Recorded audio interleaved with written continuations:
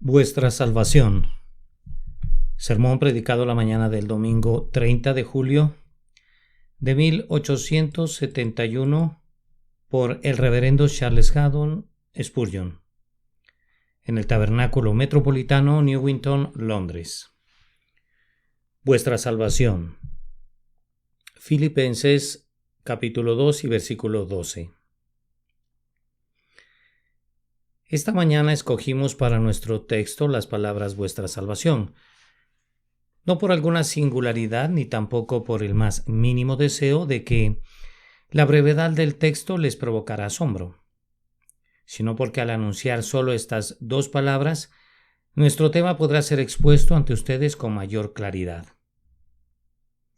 Si hubiera tomado virtualmente todo el versículo, no habría podido exponerlo sin distraer su atención del tópico que ahora apremia a mi corazón. Oh, que el Espíritu Divino haga ver a cada una de sus mentes la indecible importancia de vuestra salvación. Hay personas que nos dicen que asisten para oírnos, pero que les hablamos acerca de temas sobre los que no tienen ningún interés. Ustedes serían incapaces de presentar esa misma queja hoy, pues únicamente hablaremos de vuestra salvación y no hay nada que pudiera concernirles más. A veces se dice que los predicadores seleccionan frecuentemente temas muy imprácticos. Hoy no podrían oponer una objeción de esa naturaleza, pues nada podría ser más práctico que nuestro tema. Nada podría ser más necesario que exhortarlos a ocuparse de vuestra salvación.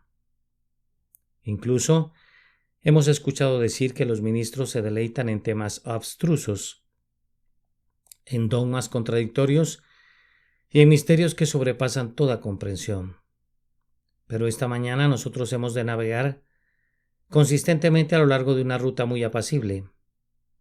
Hoy no hay doctrinas sublimes ni profundas elucubraciones que pudieran dejarlos perplejos. Solo serán llamados a considerar vuestra salvación, un tema muy simple y muy sencillo, por cierto, pero que no obstante es el tema más trascendental que pudiera ser expuesto ante ustedes.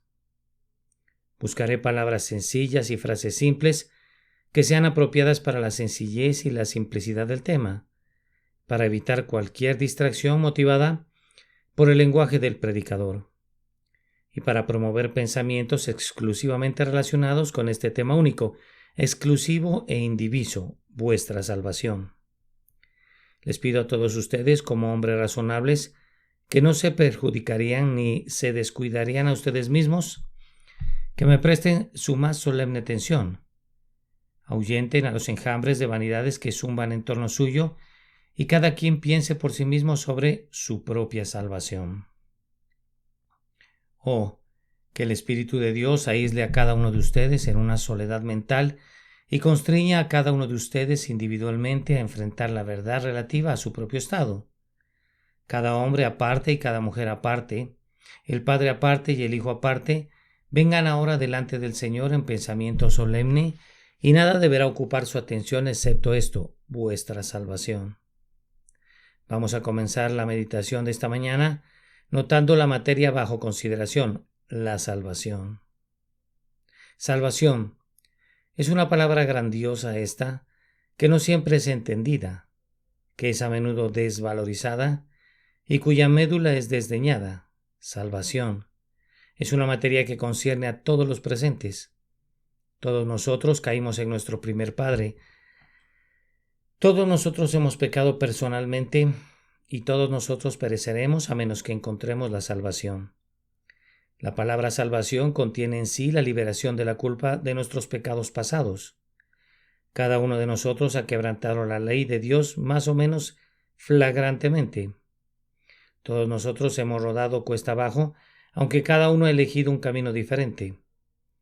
La salvación trae consigo la supresión de nuestras transgresiones pasadas, la absolución de la criminalidad y la exoneración de toda culpabilidad, para ser aceptados ante el grandioso juez. ¿Qué hombre en su sano juicio negaría que el perdón constituya una indecible y deseable bendición? Pero la salvación significa algo más que eso. Incluye la liberación del poder del pecado, A todos nosotros nos encanta el mal, naturalmente, y por eso corremos golosamente tras él. Somos esclavos de la iniquidad y amamos la servidumbre. Esto último es el peor rasgo del caso. Pero cuando llega la salvación, el hombre es liberado del poder del pecado. Aprende que es malo y lo considera como tal. Lo detesta, se arrepiente de haber estado alguna vez enamorado de él, le da la espalda y por medio del Espíritu de Dios se convierte en un amo de sus concupiscencias, coloca a la carne debajo de sus pies y se remonta hacia la libertad de los hijos de Dios. Hay muchos seres a quienes no les importa tal cosa. Si en eso consistiera la salvación, no darían ni un centavo por ella. Aman a sus pecados. Se regocijan al seguir los designios y las imaginaciones de sus propios corazones corruptos. Sin embargo, tengan la seguridad de que esta emancipación de los malos hábitos, de los deseos impuros y de las pasiones carnales es el punto principal de la salvación. Y si no poseyéramos esta emancipación, no gozaríamos de la salvación ni tampoco podríamos gozar de la salvación en sus otras ramificaciones. Amado oyente, ¿posees tú la salvación del pecado? ¿Has escapado de la corrupción que hay en el mundo debido a la concupiscencia? Si no fuera así, ¿qué tienes que ver con la salvación? Para cualquier individuo de mente recta, ser liberado de los principios impíos se considera como la mayor de todas las bendiciones. ¿Qué piensas de eso? La salvación incluye la liberación de la presente ira de Dios, que permanece sobre el hombre irredento en cada momento de su vida. Toda persona que no goza del perdón es objeto de la ira divina. Dios está airado contra el impío todos los días. Si no se arrepiente, él afilará su espada. El que no cree ya ha sido condenado porque no ha creído en el nombre del unigénito Hijo de Dios. Oigo frecuentemente de la declaración de que este es un estado de prueba. Ese es un gran error, pues nuestra prueba pasó desde hace mucho tiempo. Los pecadores han sido probados y han sido encontrados indignos, han sido pesados en la balanza y hallados faltos. Si no han creído en Jesús, la condenación pende ya sobre ustedes. Si bien su castigo ha sido aplazado temporalmente, su condenación está registrada. La salvación extrae al hombre de la nube de la ira divina y le revela el amor divino. Puede decir entonces: «Cantaré a ti, oh Jehová, pues aunque te enojaste contra mí, tu indignación se apartó y me has consolado». Oh, no es el infierno en el tiempo venidero lo único que un pecador debe temer, sino también la ira de Dios que reposa ahora sobre él. Es algo terrible estar irreconciliado con Dios ahora. Es algo terrible tener la flecha de Dios apuntando hacia ti en este instante, aunque no haya sido soltada todavía de la cuerda. Cuando entiendes que eres el blanco de la ira de Jehová, eso basta para hacerte temblar de pies a cabeza. Armado tiene ya su arco y lo ha preparado. Toda alma que no está reconciliada con Dios por medio de la sangre de su Hijo está en hiel de amargura. La salvación nos libra de inmediato de este estado de peligro y separación.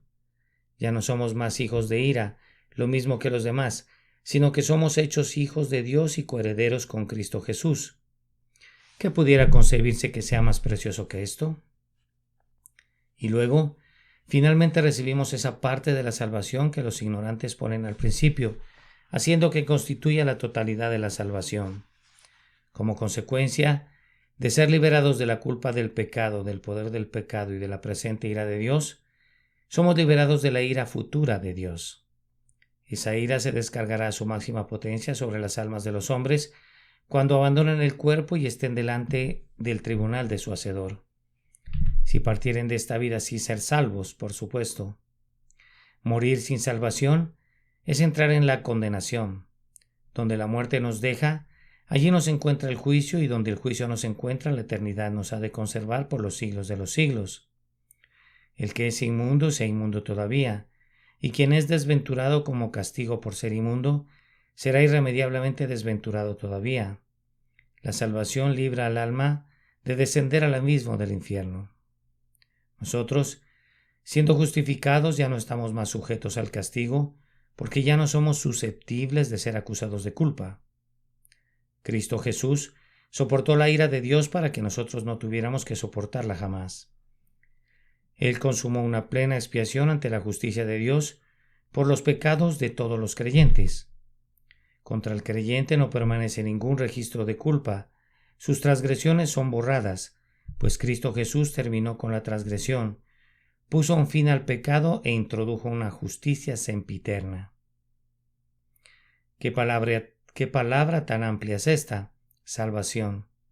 Es una triunfante liberación de la culpa del pecado, de su dominio, de su maldición, de su castigo y al final de su existencia misma. La salvación es la muerte del pecado, es su entierro, es su aniquilación, sí, y es la propia erradicación de su memoria. Pues así dijo el Señor: nunca más me acordaré de sus pecados y transgresiones. Amados oyentes, yo estoy seguro de que este es el tema más injudioso que yo pudiera presentarles, y por tanto no podría estar satisfecho a menos que vea que los prende y los hace firmemente. Yo les ruego que le presten una diligente atención a este tema, que es el más apremiante de todos. Si mi voz y mis palabras no pueden atraer su más plena atención, desearía entonces quedarme mudo, para que otro implorador poseedor de un lenguaje más sabio los incite a una más íntima consideración de este asunto. Me parece que la salvación es un tema de primordial importancia, cuando pienso en lo que es en sí misma, y por esta razón la he expuesto de entrada ante sus ojos, pero podría ayudarles a recordar su valor si consideraran que Dios, el Padre, tiene en un alto concepto a la salvación. Ya estaba en su mente antes de que la tierra existiera. Él considera que la salvación es un asunto excelso, pues entregó a su Hijo para salvar a los pecadores rebeldes. Jesucristo, el unigénito, considera que la salvación es de suma importancia, pues se desangró y murió para consumarla. ¿Acaso he de tomar a la ligera aquello que le costó su vida? Él descendió del cielo a la tierra, y seré yo lento para mirar al cielo desde la tierra. ¿Será de escasa importancia para mí aquello que le costó al Salvador una vida de celo y una muerte de agonía? Por el sudor sangriento de Getsemaní y por las heridas del Calvario, les suplico que tengan la certeza de que la salvación es digna de sus pensamientos más encumbrados y más ávidos. No podría ser que Dios el Padre y Dios el Hijo hicieran un sacrificio conjunto de esta manera, el uno entregando a su Hijo y el otro entregándose a sí mismo, por la salvación, y sin embargo que la salvación fuera algo irrelevante y trivial. El Espíritu Santo tampoco la considera como algo sin importancia, pues condesciende a obrar continuamente en la nueva creación para efectuar la salvación. Él es a menudo vejado y entristecido, y sin embargo continúa todavía con sus perdurables labores con el objeto de transportar a muchos hijos a la gloria. No desprecien ustedes lo que el Espíritu Santo estima, no sea que desprecien al propio Espíritu Santo. La Sagrada Trinidad tiene un alto concepto a la salvación y nosotros no debemos descuidarla. Yo les suplico a quienes siguen sin concederle ninguna importancia a la salvación, que recuerden que nosotros, los que tenemos que predicarles a ustedes, no nos atrevemos a restarle importancia. Entre más vivo, más siento que si Dios no me hiciera fiel como ministro, bueno me fuera no haber nacido nunca. Qué terrible pensamiento es que he sido puesto como atalaya para advertir a sus almas, y si no les advirtiera debidamente, la sangre de ustedes sería colocada a mi puerta. Mi propia condenación ya sería lo suficientemente terrible, pero sería peor tener los bordes de mis vestidos manchados con su sangre. Que Dios salve a cualquiera de sus ministros de ser encontrado culpable de las almas de los hombres. Cada predicador del Evangelio podría clamar con David: líbrame de homicidios, oh Dios, Dios de mi salvación. Oh oyentes indiferentes, ¿juzgan ustedes que la Iglesia de Dios valora la salvación como un asunto de escasa importancia? Hombres y mujeres denodados por miles están orando día y noche por la salvación de otros, y también están trabajando y haciendo grandes sacrificios, y están dispuestos a hacer mucho más todavía, si pudieran servir de alguna manera para llevar a algunas personas a Jesús y su salvación. Ciertamente, si hombres compasivos y hombres sabios piensan que la salvación es tan importante, Quienes hasta aquí la han descuidado deberían cambiar sus mentes al respecto y actuar con mayor cuidado con sus propios intereses. Los ángeles piensan que es un asunto serio. Inclinándose desde sus tronos tienen puesta su mirada sobre los pecadores arrepentidos, y cuando oyen que un pecador retorna a su Dios, despiertan de nuevo a sus arpas de oro y hacen resonar una música renovada delante del trono, pues hay gozo delante de los ángeles de Dios por un pecador que se arrepiente. También es cierto que los demonios consideran a la salvación como un asunto muy importante, pues su líder máximo anda alrededor buscando a quien devorar. Ellos no se cansan nunca de buscar la destrucción de los hombres. Saben cuánto glorifica a Dios la salvación y cuán terrible es la ruina de las almas, y por tanto recorren mar y tierra buscando destruir a los hijos de los hombres. Oh, yo te ruego, displicente oyente, que seas lo suficientemente sabio para tenerle pavor a este destino de tu cruel enemigo, el diablo. Este quisiera gustosamente alcanzar para ti. Recuerda también que las almas perdidas consideran que la salvación es importante.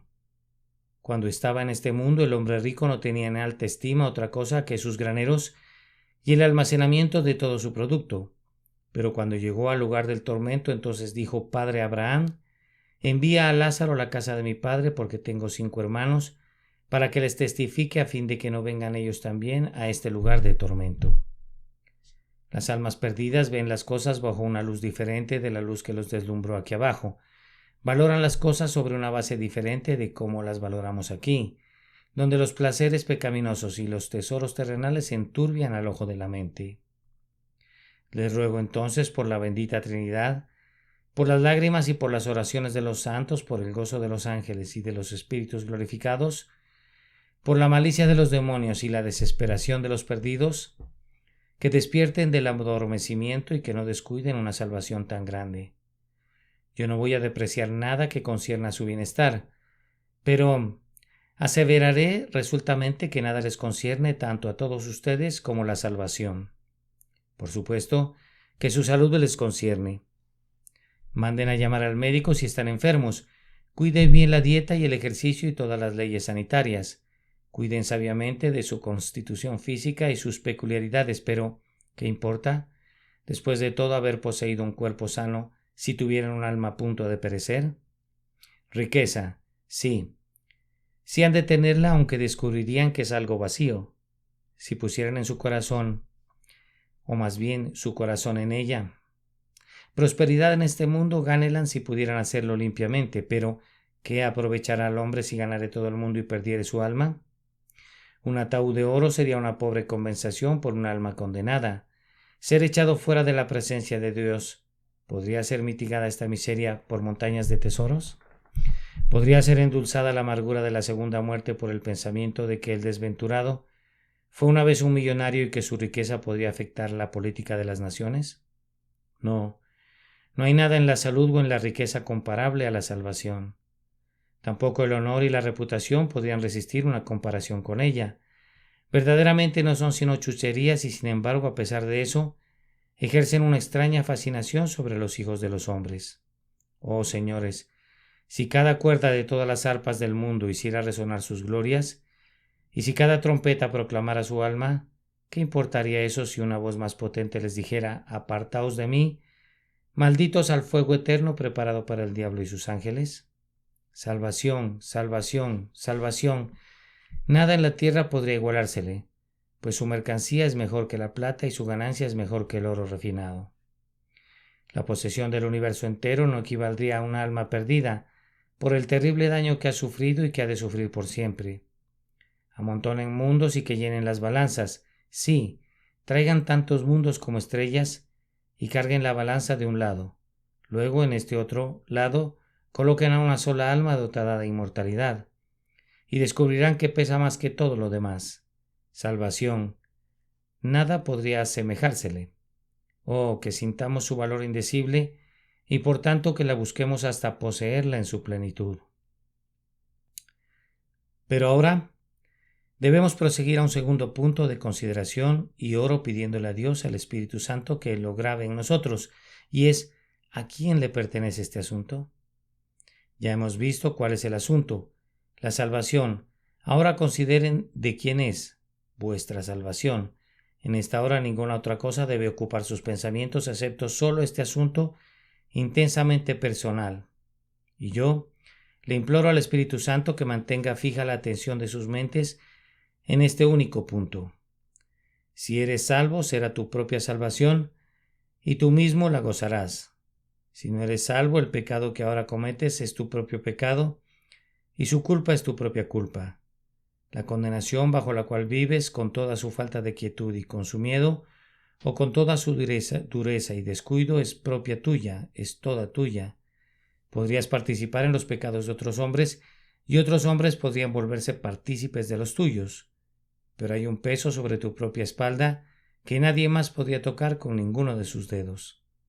Hay una página en el libro de Dios en la que tus pecados están registrados aisladamente, sin mezclarse con las transgresiones de tus semejantes. Ahora, amado, tienes que obtener un perdón personal por todo ese pecado o estarás arruinado para siempre. Nadie más puede ser lavado en la sangre de Cristo en sustitución tuya. Nadie puede creer y dejar que su fe ocupe el lugar de tu fe. La simple suposición del respaldo humano en materia de religión es monstruosa.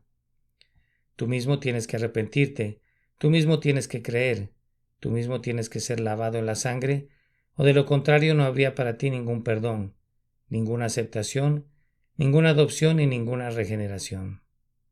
Se trata de un asunto personal de principio a fin. Ha de ser tu propia salvación, o de lo contrario será tu propia ruina eterna. Considera con preocupación que has de morir personalmente. Nadie imagina que otro pudiera morir por él. Nadie podría redimir a su hermano ni darle a Dios un rescate.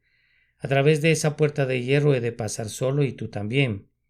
Morir tendrá que ser nuestro asunto personal, y en eso morir, o más bien en ese morir, hemos de tener ya sea consuelo personal o descorazonamiento personal. Cuando la muerte haya ocurrido, la salvación es todavía nuestra propia salvación, pues si soy salvo, mis ojos verán al Rey en su hermosura, verán la tierra que está lejos, mis ojos lo verán y nadie más lo hará a nombre mío. Tu corona no será llevada sobre la cabeza de ningún otro hermano, tu palma no será mecida por la mano de algún extraño, los ojos de ninguna hermana habrán de mirar por ti la visión beatífica y el éxtasis de la bienaventuranza no habrá de llenar el corazón de alguien que te respalde como tu sustituto. Hay un cielo personal para creyente personal en el Señor Jesucristo. Si la posees, entonces ha de ser tu salvación, pero si no la posees, piensa de nuevo que ha de ser tu propia condenación. Nadie será condenado por ti, nadie más podrá soportar los ardientes rayos de la ira de Jehová en nombre tuyo. Cuando grites, ocúlteme en rocas, escóndame en montes, nadie dará un salto al frente para decir, puedes dejar de ser maldecido, pues yo me voy a convertir en una maldición por ti. Hoy existe un sustituto para todo aquel que cree, el sustituto designado de Dios, el Cristo de Dios, pero si esa sustitución no fuera aceptada por ti, no podría haber otra nunca, sino que solo quedaría para ti ser echado fuera personalmente para sufrir personalmente los dolores en tu propia alma y en tu propio cuerpo para siempre. Entonces, esto lo convierte en el asunto más solemne. Oh, sean sabios y ocúpense de su propia salvación.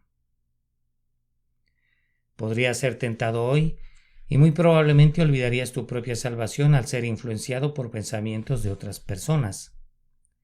En este tema, todos nosotros somos muy propensos a mirar hacia el exterior y no a mirar a casa. Permíteme suplicarte que reviertas el proceso y que hagas que todo aquello que te ha inducido a descuidar tu propio viñedo sea tornado en la dirección opuesta y te conduzca a comenzar por casa y a ocuparte de tu propia salvación. Tal vez ustedes moren en medio de los santos de Dios y hayan sido propensos a encontrarles fallas, aunque por mi parte puedo decir que ellas son las personas con quienes deseo vivir y con quienes deseo morir. Tu pueblo será mi pueblo y tu Dios mi Dios. Oh, pero si tú vives en medio de los santos, ¿no deberías ocuparte en tu propia salvación? Comprueba que verdaderamente eres uno de ellos y no alguien que simplemente está registrado en el libro de registros de la Iglesia, que eres alguien que está realmente grabado en las palmas de las manos de Cristo, que no eres un falso profesante, sino un real poseedor de la salvación, que no eres un mero portador del nombre de Cristo, sino un portador de la naturaleza de Cristo. Si vives en una familia que goza de la gracia, ten cuidado no sea que vayas a ser separado de ellos eternamente. ¿Cómo podrías soportar ir de un hogar cristiano al lugar de tormento? Que las ansiedades de los santos te guíen a estar ansioso, que sus oraciones te conduzcan a la oración, que su ejemplo censure tu pecado y que sus gozos te atraigan hacia el Salvador de tu familia. Ocúpate de esto. Pero tal vez vivas mayormente en medio de hombres impíos y la tendencia de tu conversación con los impíos te lleve a pensar en las banalidades, en las trivialidades y en las iniquidades de esta vida. No permitas que esto suceda, antes bien di, oh Dios, aunque me encuentro en medio de estas personas, no arrebates con los pecadores mi alma, ni mi vida con hombres sanguinarios. Concédeme que evite los pecados que cometen y la impenitencia de la cual son culpables. Sálvame, te lo ruego, oh Dios mío, sálvame de las transgresiones que cometen. Hoy tal vez algunas de sus mentes estén ocupadas con pensamientos de los muertos que quedaron dormidos recientemente. Tal vez haya algún pequeñito que está siendo velado en casa, o haya un padre que no haya sido depositado todavía en la tumba. O cuando ustedes lloren por quienes se han ido al cielo, piensen en su propia salvación y lloren por ustedes mismos, pues se han separado de ellos para siempre a menos que ustedes sean salvos. Ustedes les dijeron adiós a esos seres amados, un adiós eterno, a menos que ustedes mismos crean en Jesús. Y si alguno de ustedes se ha enterado de personas que han vivido en pecado y han muerto en blasfemia, y están perdidos, les ruego que no piensen en ellos descuidadamente para que no lleguen a sufrir la misma condenación, pues, ¿qué dice el Salvador? ¿Pensáis que estos eran más pecadores que todos los demás pecadores? Os digo, no. Antes, si no os arrepentéis, todos pereceréis igualmente. Me parece a mí como si todo lo de la tierra y todo lo del cielo y todo lo del infierno, sí, y Dios mismo, los invitan a buscar vuestra salvación primero y ante todo, y por sobre todas las otras cosas. Podría ser provechoso mencionar a algunas personas ante quienes este tema debe ser recalcado. Comenzaré por casa. Hay una gran necesidad de apremiar este asunto con los cristianos con cargos oficiales, tal como soy yo, tal como son mis hermanos, los diáconos y los ancianos. Si hubiera algunas personas que son propensas a ser engañadas, son aquellas que son llamadas por su oficio a actuar como pastores de las almas de otros. Oh, hermanos míos, es tan fácil imaginar que porque soy un ministro y porque tengo que tratar con cosas santas, por eso yo estoy seguro. Oro pidiendo no caer nunca en ese engaño. Antes bien que me aferre siempre a la cruz como un pobre y necesitado pecador que descansa en la sangre de Jesús. Hermanos, ministros, colaboradores y oficiales de la Iglesia, no imaginen que el oficio pueda salvarlos. El hijo de la perdición era un apóstol mayor que nosotros en oficio, y sin embargo en esta hora es mayor en destrucción. Preocúpense en ustedes, que son contados entre los líderes de Israel, de verificar que ustedes mismos sean salvos. Los propulsores de doctrinas imprácticas constituyen otra clase de personas que necesitan ser advertidas para que se ocupen de su propia salvación. Cuando oyen un sermón, se sientan con su boca abierta, listas a reaccionar bruscamente contra cualquier error a medias. Clasifican a un hombre como un ofensor por una simple palabra, pues se autodefinen como los estándares de la ortodoxia y sopesan al predicador al momento de hablar, y lo hacen con tanto aplomo como si hubieran sido designados como jueces adjuntos del propio gran rey. Oh, amigo, ponte tú mismo en la balanza. Podría ser una gran cosa tener una cabeza ortodoxa en la fe, pero es una cosa mejor tener un corazón recto. Yo podría partir un cabello entre ortodoxia y heterodoxia, y sin embargo podría no tener ni parte ni porción en el asunto. Podría ser un calvinista muy ortodoxo, o pudieras pensar que la ortodoxia está en otra dirección. Pero, eso no es nada, es menos que nada, a menos que tu alma sienta el poder de la verdad y tú mismo hubieres nacido de nuevo. Ocúpense de vuestra salvación, oh ustedes, hombres sabios en la letra, pero que no tienen al Espíritu. Así también necesitan ser advertidas ciertas personas que son siempre dadas a curiosas especulaciones. Cuando leen la Biblia no es para descubrir si son salvas o no, sino para saber si estamos bajo la tercera o la cuarta copa.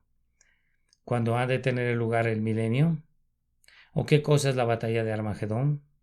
Ah, amigo, escudriña todas estas cosas si tienes el tiempo y la habilidad, pero ocúpate primero de tu salvación. Bienaventurado el que entiende el libro del Apocalipsis. Con todo, antes que nada, entiende esto: el que creyere y fuere bautizado será salvo.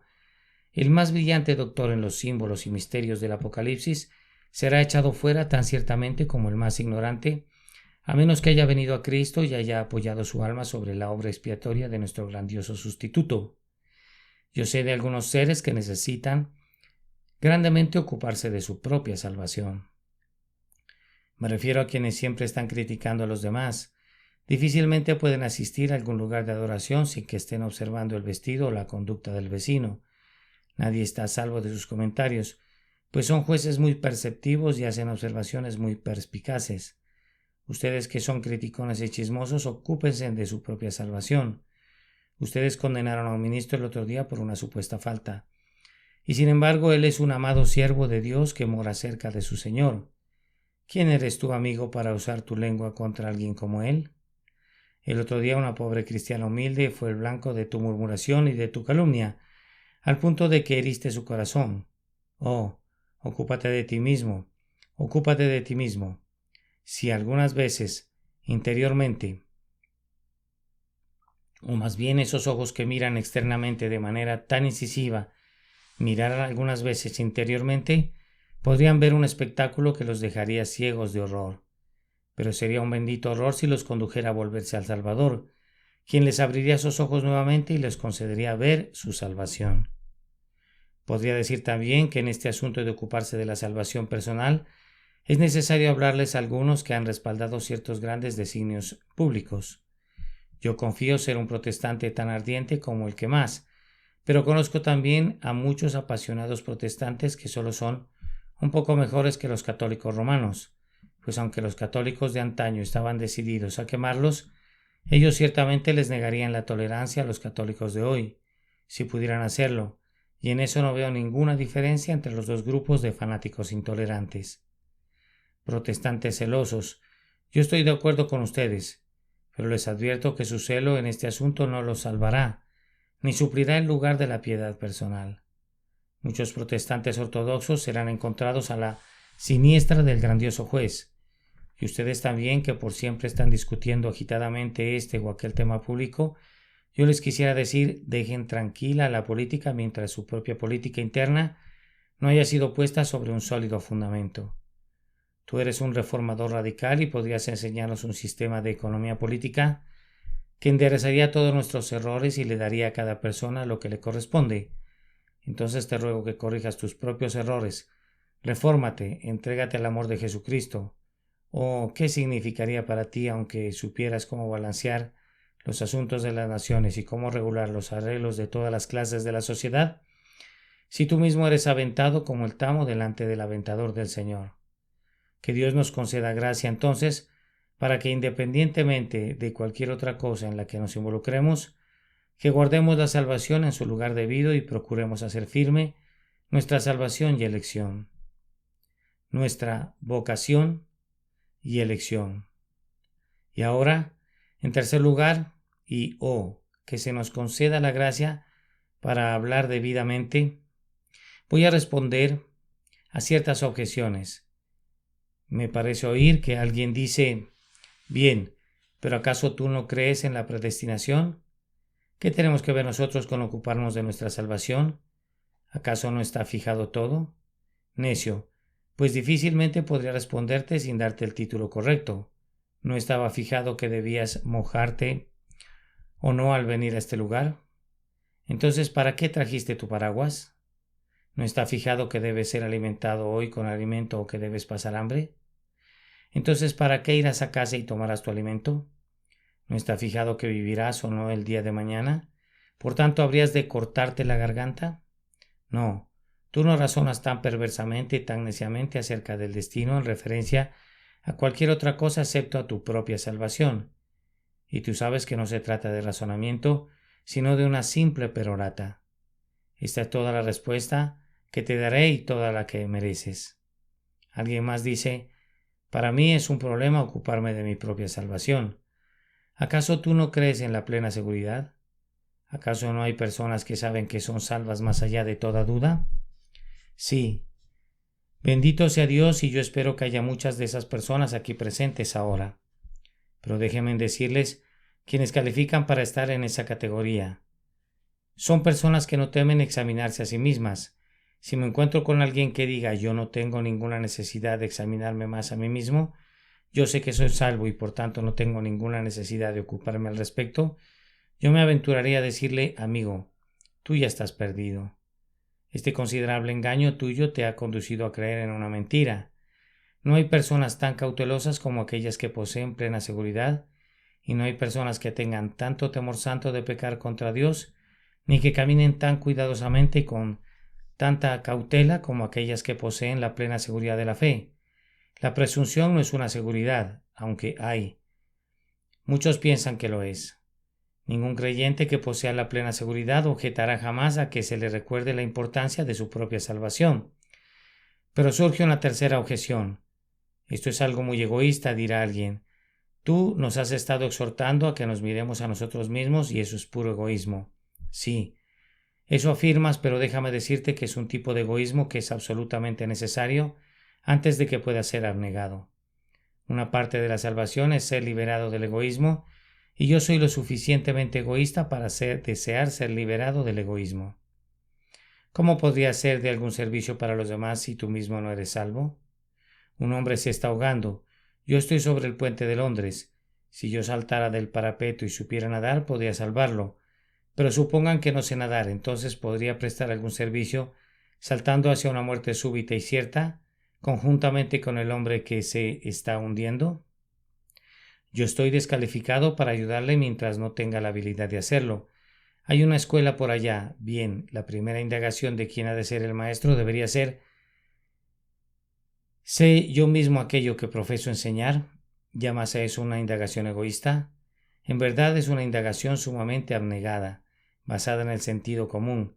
Ciertamente el hombre que no es tan egoísta como para preguntarse ¿estoy calificado para actuar como maestro? Sería culpable de una crasa negligencia si se entregara un oficio al que no estaba capacitado para desempeñar.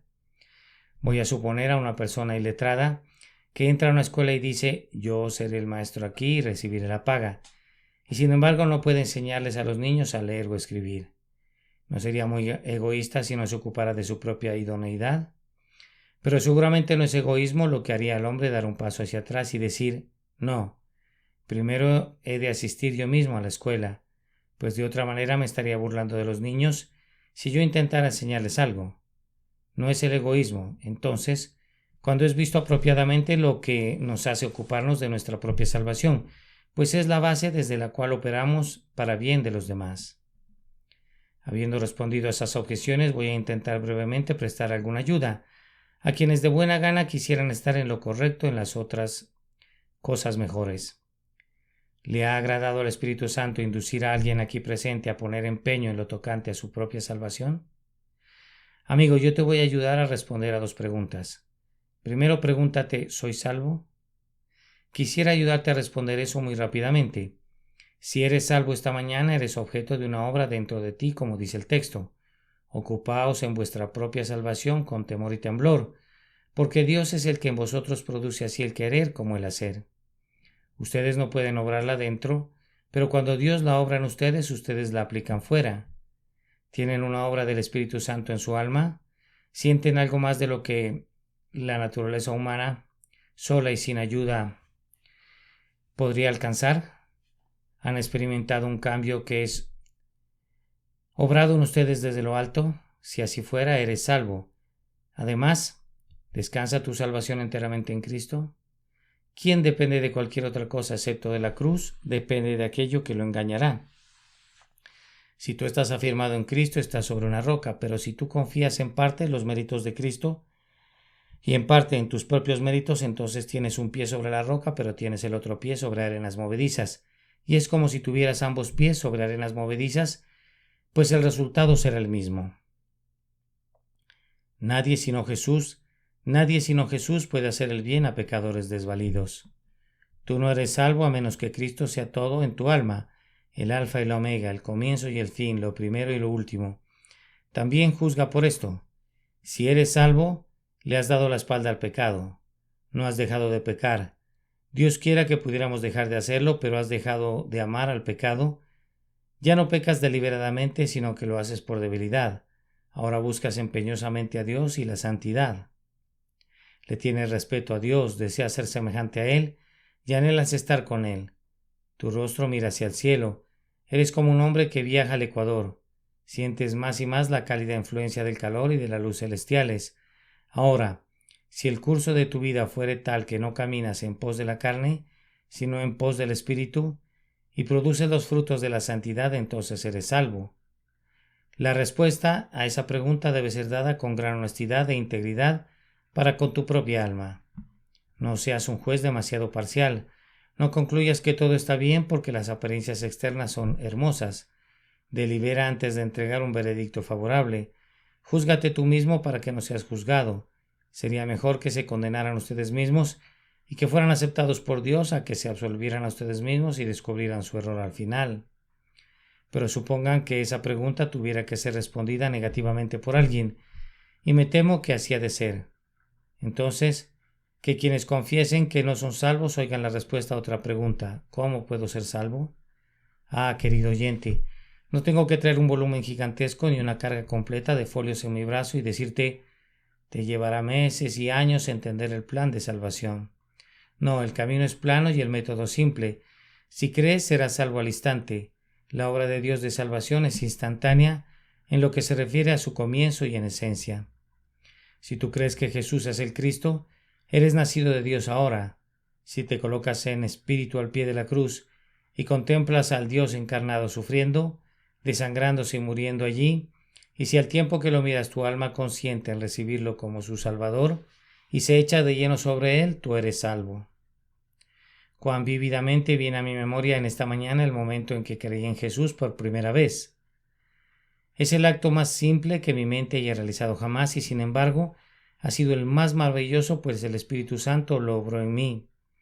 Simplemente se trató de acabar con la confianza en mí mismo y de acabar con la confianza en cualquier otra cosa excepto en Jesús y poner mi confianza indivisa únicamente en Él y en su obra. Mi pecado me fue perdonado en aquel instante y fui salvado, y anhelo que suceda lo mismo contigo, amigo mío, precisamente contigo, si tú también confías en el Señor Jesús.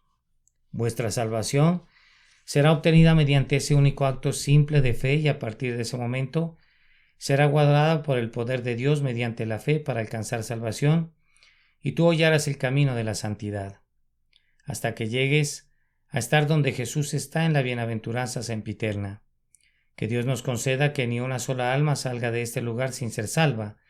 Incluso ustedes, niñitos aquí presentes, ustedes adolescentes, ustedes muchachos y muchachas jóvenes, yo oro pidiendo para que desde temprano en sus vidas se ocupen de su propia salvación. La fe no es una gracia para que la gente vieja únicamente, o para esa gente vieja únicamente, ni para sus padres y madres únicamente. Si sus corazoncitos miraran a Él, que fue el santo niño Jesús, aunque solo conocieran un poco, pero si confiaran en Él, la salvación sería suya. Yo oro pidiendo que para ustedes que son todavía jóvenes, su propia salvación se convierta, mientras sean todavía jóvenes, en un asunto de gozo porque la han confiado en las manos de su Redentor. Ahora debo concluir, pero todavía me apremian uno o dos pensamientos. Debo expresarlos antes de sentarme. Yo quisiera exhortar a cada persona aquí presente para que se ocupe en este asunto de su propia salvación. Hazlo, te lo suplico, con todo denuedo, pues nadie podría hacerlo por ti. Le he pedido a Dios por tu alma, mi querido oyente, y le pido poder tener una respuesta de paz concerniente a ti. Pero a menos que tú también ores, vanas serían mis oraciones. Tú recuerdas las lágrimas de tu madre. Ah, has atravesado el océano desde aquellos días y te has adentrado en las profundidades del pecado. Pero recuerdas cuando solías decir tus oraciones junto a sus rodillas y cuando ella agregaba amorosamente amén y besaba a su muchacho y lo bendecía. y oraba pidiendo que pudiera conocer al Dios de su madre? Aquellas oraciones por ti resuenan en los oídos de Dios, pero es imposible que puedas ser salvado jamás, a menos que se diga de ti: he aquí, él ora.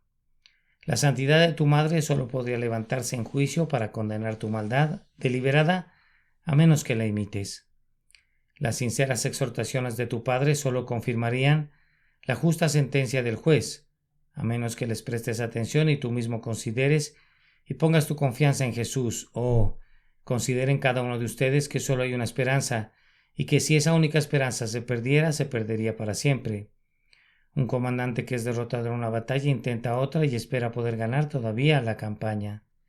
Tu vida es tu única batalla, y si se perdiera estaría perdida por siempre jamás. El hombre que estaba en la bancarrota ayer retoma otra vez los negocios con un animoso corazón y espera tener éxito todavía.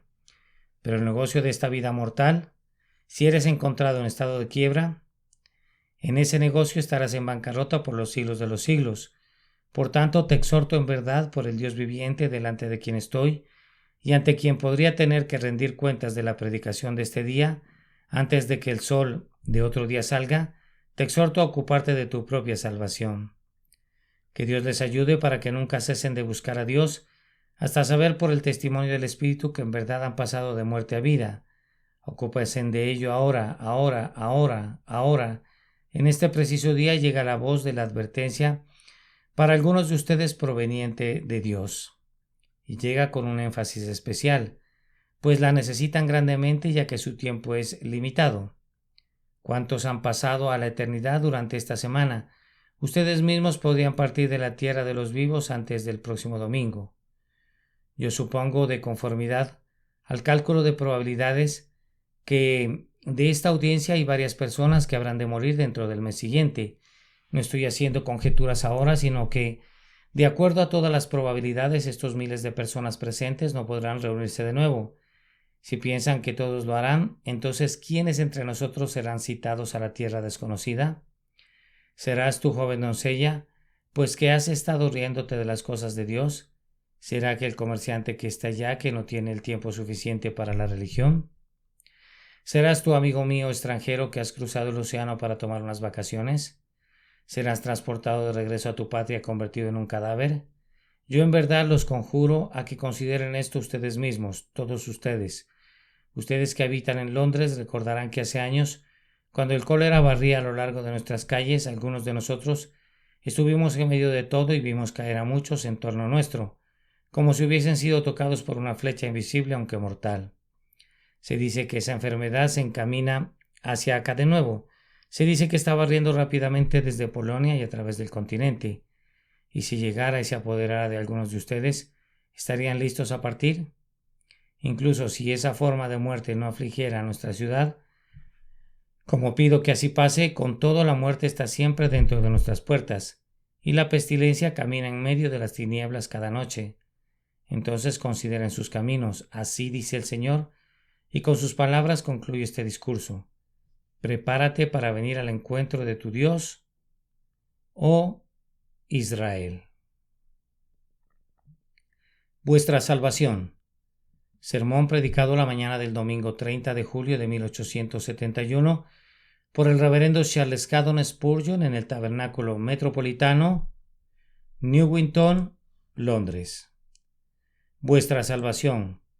Filipenses capítulo 2 y versículo 12.